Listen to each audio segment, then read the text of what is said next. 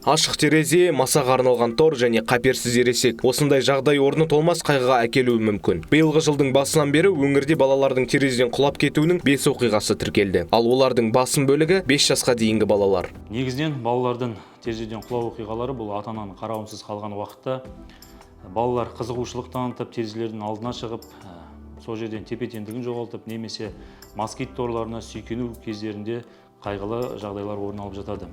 Осындай жағдайларды болдырмау мақсатында біздің қызметкерлермен, Сатпаев қаласы төтенше жағдайлар бөлімімен тұрақты негізде тұрғындардың арасында түсіндірме жұмыстары, ақпараттық жаднамаларды тарату арқылы профилактикалық жұмыстар жүргізілуде.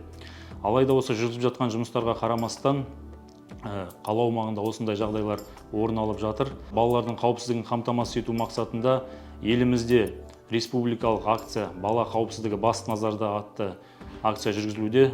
Осы акция қарсаңында тұрғындардың назарына өрт қауіпсіздігі, суда қауіпсіздік және осы балалардың терезеден құлау жағдайларын алдын алу бойынша түсіндірме жұмыстар жүргізіліп жатыр. Дәрігерлердің айтуынша, бала құлаған кезде тірі қалған күннің өзінде оның салдары, яғни омыртқа жарақатынан бастап бас ми жарақатына дейін өте ауыр болуы мүмкін. Соңғы кезде күн жылу себептері бойынша, үйдің ыстығы бойынша терезелерді ашық қалдырып, балалардың көп қабатты үйлерден құлау қаупі жиілеп бара жатыр.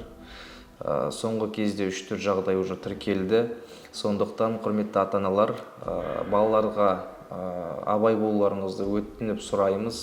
Себебі көп қабаттан құлау деген өте қиын жағдайға алып келеді. Қазіргі соңғы кезде терезелерді бекітетін, айқара ашпайтын терезені арнайы тростар шыққан, соларды бекітуіңізді сұраймыз. Арнайы москитті сеткалар бар, мықты, балалардың түсіп кетуінен қорғауы да мүмкін.